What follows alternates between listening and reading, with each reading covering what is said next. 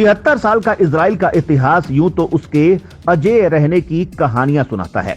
Israel पर अब तक मुस्लिम मुल्कों ने मिलकर 6 बार हमले किए, लेकिन हर बार खुद पर थोपी गई इस जंग को इजराइल ने फतह किया है।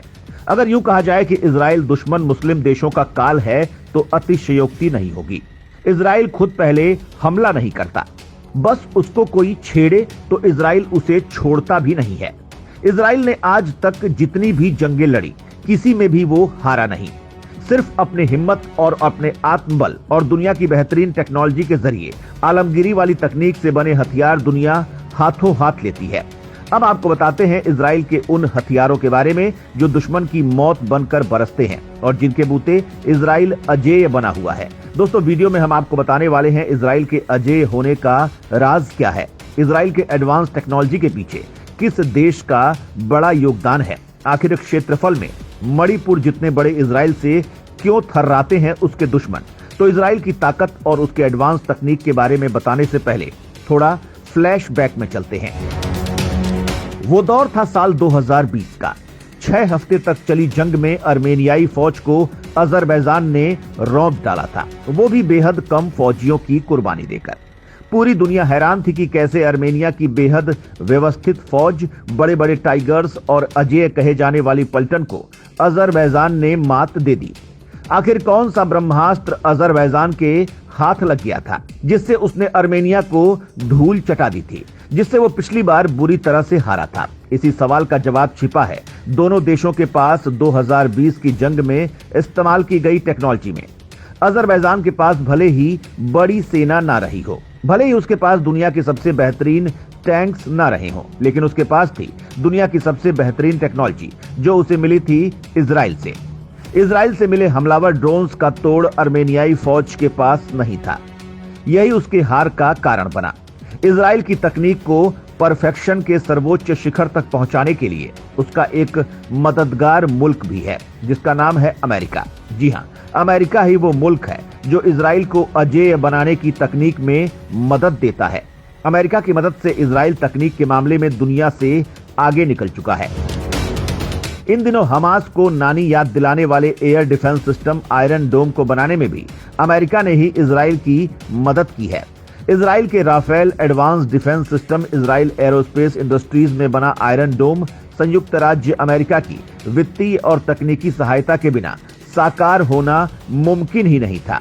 आलम यह है कि अगर किसी मुल्क के पास इजराइल के हथियार हैं तो दुश्मन मुल्क ये जान के ही आधी जंग हार चुका होता है। Barack 8 missile. इजराइल की तकनीक पाने के लिए दुनिया भर के मुल्क बेताब रहते हैं। युद्ध के समय अजरबैजान ने इजराइल से मदद मांगी, इजराइल ने उसे निराश भी नहीं किया। इजराइल के जंगी बेड़े में खतरनाक ड्रोन्स के अलावा कई ऐसे हथियार हैं जिनसे उनके दुश्मन थर-थर कांपते हैं। इन्हीं में से एक है बराक 8 मिसाइल। ये मिसाइल जमीन से हवा में मार करने वाली अचूक मिसाइल कही जाती है। किसी भी मौसम में, दिन हो या रात, बराक 8 मिसाइलें सटीक वार करके दुश्मन को जला डालती हैं। Multi mission radar system, flexible control command system और 2-वे डेटा लिंक से लैस एडवांस तकनीक से लैस रॉकेट एक साथ कई टारगेट को हिट कर सकता है। किसी भी unmanned aerial vehicle, helicopter, aircraft, anti ship missile, ballistic missile, cruise missile और फाइटर जेट के हमले को नाकाम कर सकता है। ELM-2238 star radar. इजरायली सेना के इस बराक 8 अजेय योद्धा के बाद नंबर आता है ELM-2238 स्टार का।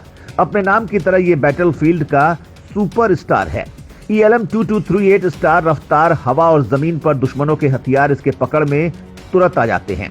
ये रडार दुनिया के सबसे तेज रडारों में से एक माना जाता है। इजराइल कई देशों को इस रेडार की आपूर्ति करता है। Falcon airborne warning and control system. Israeli सेना का अगला महारथी है Falcon airborne warning and control system. यह किसी भी तरह के खतरे की चेतावनी सिस्टम को तुरंत देता है। इजराइल भारत के साथ इस सिस्टम के डील के एवज में 800 करोड़ से ज्यादा के समझौते कर चुका है। इजरायली डिफेंस की रगों में फौलाद भरने का काम करती है डर्बी मिसाइल। हवा से हवा में मार करने वाली सबसे बेहतरीन मिसाइलों में से एक है डर्बी मिसाइल। ये देखने में भले ही पतली लगती हो, पर लड़ाकू विमानों में इस मिसाइल का प्रयोग खूब किया जाता है। हवा में विरोधियों को मुश्किल में डालने का काम भी ये मिसाइल ही करती है। हवा से हवा में मार करने वाली अपग्रेडेड डर्बी मिसाइल में एक खास सॉफ्टवेयर लगा हुआ है। इसके अलावा advanced active radar missile 1 derby ER में रेडार के साथ डुअल पल्स रॉकेट मोटर भी है। ये खूबियां डर्बी मिसाइल की रेंज को 100 किलोमीटर तक बढ़ा सकती हैं। 118 किलो की मिसाइल 23 किलो का पेलोड भी ले जा सकती है। ये मिसाइल मौसम से बेअसर है, दिन रात कभी भी फायर की जा सकती है। Searcher UAV। इजराइल का अगला हथियार है सर्चर। सर्चर को इजराइल का बेस्ट मानव रहित विमान माना जाता है। पिछले सालों में इजराइल ने भारत को ये विमान भी मुहैया करवाया है। अपनी स्लीक डिजाइन और एडवांस टेक्नोलॉजी की बदौलत ये दुश्मन के रेडार को भी मात देने में सक्षम है। सर्चर के अलावा कई spike R anti tank guided weapon भी दुश्मनों का काल बने हुए हैं। 1970 के दशक में spike R anti tank guided weapon को बनाया गया था। ये एंटी टैंक मिसाइल है जो किसी भी टैंक को कबाड़ में तब्दील कर सकता है। ये मिसाइल 5 फुट और 5 इंच की होती है। इसे रीलोड होने में 15 सेकंड लगते हैं और 30 सेकंड के भीतर ही ये फायर हो सकती है। आयरन डोम। दोस्तों, इस लिस्ट में सबसे अहम हथियार है इजराइल का आयरन डोम। आयरन डोम एक मोबाइल वायु रक्षा प्रणाली है। इसे इजराइल की सरकारी रक्षा agency Rafael advanced defense system द्वारा डेवलप किया गया है। इसे रक्षा मिसाइल बैटरी भी कहते हैं। पूरे इजराइल में इस तरह की 7 रक्षा मिसाइल बैटरीज लगी हुई है। हर बैटरी इंटरसेप्ट मिसाइल क्षमता से लैस है। इसे सिक्योर्ड वायरलेस कनेक्शन के जरिए ऑपरेट किया जाता है। आयरन डोम में एक radar unit, missile control unit और कई लॉन्चर्स शामिल हैं। यह रक्षा प्रणाली हर मौसम में काम करने में सक्षम है।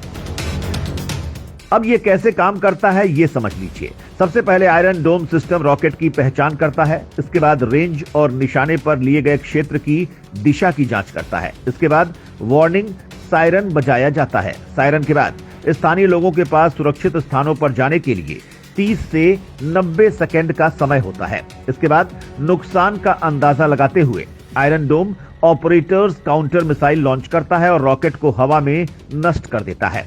आयरन डोम का पहला परीक्षण नवंबर 2012 में किया गया था। इजरायली अधिकारियों का दावा है कि उन्होंने बीते 10 दिनों में 90% रॉकेट हमलों को नाकाम किया है। राफेल एडवांस डिफेंस सिस्टम के मुताबिक बैटरीज एक साथ कई हमलों को रोकने की क्षमता रखती हैं। हालांकि यह तकनीक किसी निर्जन या सुनसान जगहों पर होने वाले रॉकेट हमलों को विफल नहीं करती।